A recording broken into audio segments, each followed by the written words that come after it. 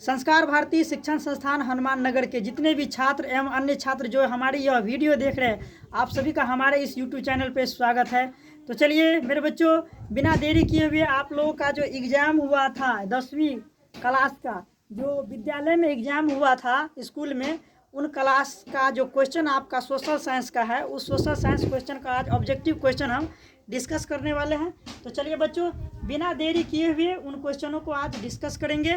तो आइए आप सभी हमारे साथ जुड़े रहिए हमारे इस चैनल पे, और आइए क्वेश्चन को देखें क्या है क्वेश्चन।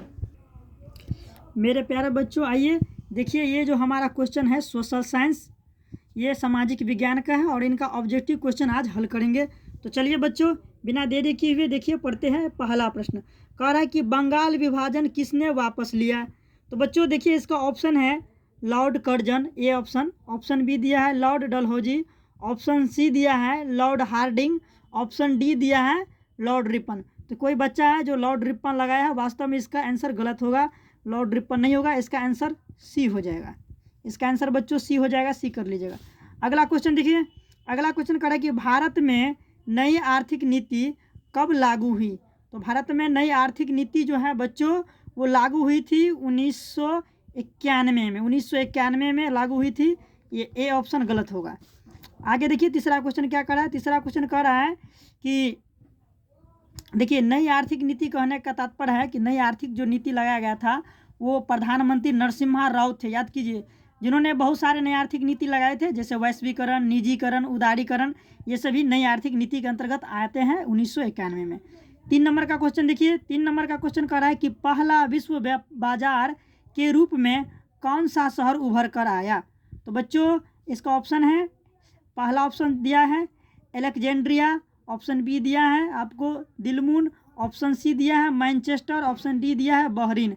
तो बच्चों इसका आंसर जो होगा, इसका आंसर होगा एलेक्जेंड्रिया, ए हो जाएगा इसका आंसर। अगला देखिए 4 नंबर का क्वेश्चन क्या कर रहा है। देखिए 4 नंबर का क्वेश्चन कर रहा है कि प्राचीन काल में किस स्थल मार्ग से एशिया और यूरोप का व्यापार होता था। तो आप सबको पता है कि प्राचीन काल में रेशम मार्ग के जरिए बच्चों क्या होता था, तो व्यापार किया जाता था। अगला क्वेश्चन देखिए 5 नंबर का, रेशम मार्ग कहाँ से आरंभ होता है। तो रेशम मार्ग कहाँ से आरंभ होता है, ऑप्शन ए है भारत, बी चीन, सी इराक, डी अफगानिस्तान। तो आप सबको बता दें इसका आंसर जो है वो ए नहीं होगा, इसका आंसर बी होगा, चीन होगा। ऑप्शन अगला क्वेश्चन देखिए 6 नंबर का कह रहा है कि विश्वव्यापी आर्थिक संकट किस वर्ष आरंभ हुआ था।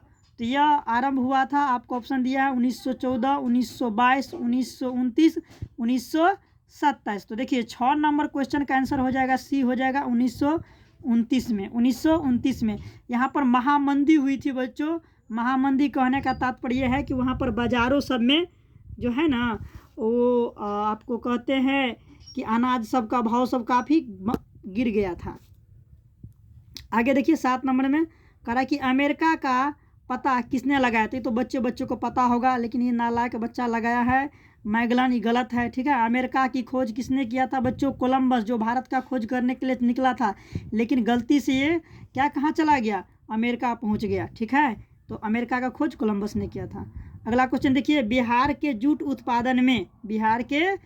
उत्पादन में मतलब बिहार में जूट उत्पादन क्या होता है, वृद्धि हो रही है, गिरावट हो रही है, स्थिर हो रही है, इनमें से कोई नहीं। तो इसका आंसर होगा बच्चों ए, वृद्धि हो रही है। बिहार में जो है सो जूट उत्पादन वृद्धि हो रहा है।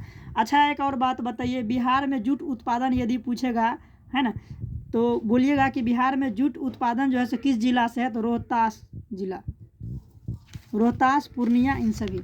चलिए अगला क्वेश्चन 9 नंबर का देखिए क्या कह रहा है कोसी नदी घाटी परियोजना का आरंभ कब हुआ था। ऑप्शन दिया है बच्चों ए 1950, ऑप्शन बी 1948, ऑप्शन सी 1952 और ऑप्शन डी दिया है 1954। तो बच्चों आपको मैं बता दूं इसका जो आंसर होगा वो ऑप्शन नंबर डी होगा, ऑप्शन नंबर डी होगा, 1954 हो जाएगा। अब देखिए ये जो दिया था आपको कोसी नदी, ये कोसी नदी जो है वो बहुउद्देशीय परियोजना के अंतर्गत आते हैं, याद रखेंगे सभी बच्चे। अगला प्रश्न देखिए, अगला प्रश्न कह रहा है कि कुशेश्वर स्थान किस जिला में स्थित है।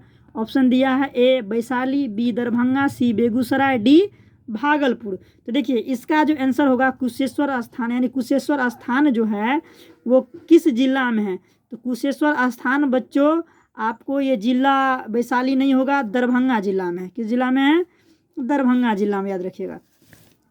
अगला क्वेश्चन देखिए 11 नंबर में कह रहा है कि संजय गांधी जैविक उद्यान किस नगर में स्थित है? ऑप्शन दिया है आपको, देखिए राजगीर ए, ऑप्शन बी दिया है बोधगया, ऑप्शन सी दिया है बिहार शरीफ, ऑप्शन डी दिया है पटना। तो देखिए बच्चों इसका जो आंसर होगा, इसका आंसर हो जाएगा आपको 11 का डी हो जाएगा, पटना, पटना होगा।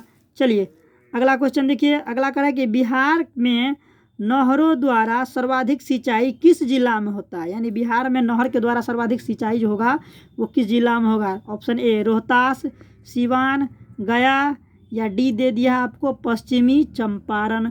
तो इसका आंसर होगा रोहतास, रोहतास। अगला देखिए चूना पत्थर का उपयोग मुख्य रूप से किस उद्योग में होता है? सीमेंट में, लोहे में, शीशा उद्योग में, या इनमें से कोई नहीं? ये तो सभी जानते हैं कि चूना पत्थर का उपयोग मुख्य रूप से सीमेंट में किया जाता है, तो बच्चे को पता है। आगे देखिए अगला क्वेश्चन देखिए, कह रहा है कि कहलगांव तापीय विद्युत परियोजना किस जिला में अवस्थित है? भागलपुर में, मुंगेर में, जमुई में, या फिर साहेबगंज में? तो देखिए इसका जो आंसर होगा, इसका आंसर होगा आपको भागलपुर, भागलपुर जिला में बच्चों कहलगांव विद्युत तापीय परियोजना अवस्थित है। अगला क्वेश्चन देखिए, अगला कह रहा है पायराइट कैसा खनिज है? तो बच्चों पायराइट जो है, पायराइट ये एक धात्विक खनिज है। कैसा खनिज है? तो एक धात्विक। अगला प्रश्न कह रहा है कि सिगरेट का कारखाना कहाँ है? बहुत इंपॉर्टेंट क्वेश्चन है बच्चों, नया क्वेश्चन है। कह रहा है सिगरेट का कारखाना कहाँ है? मुंगेर, पटना, शाहपुर या गया? तो इसका आंसर हो जाएगा मुंगेर, इसका आंसर मुंगेर हो जाएगा बच्चों।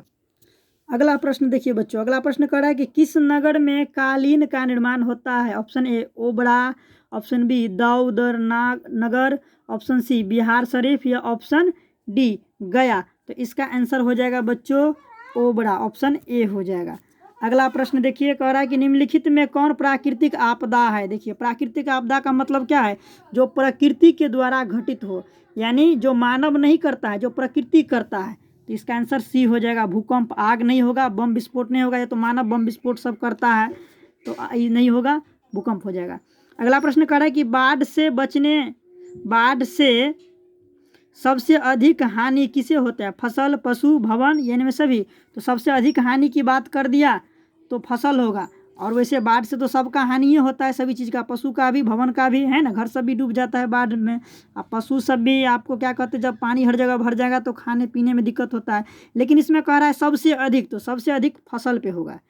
विश्व व्यापार संगठन का मुख्यालय कहाँ है? तो इसका आंसर जेनेवा होगा, जेनेवा में है।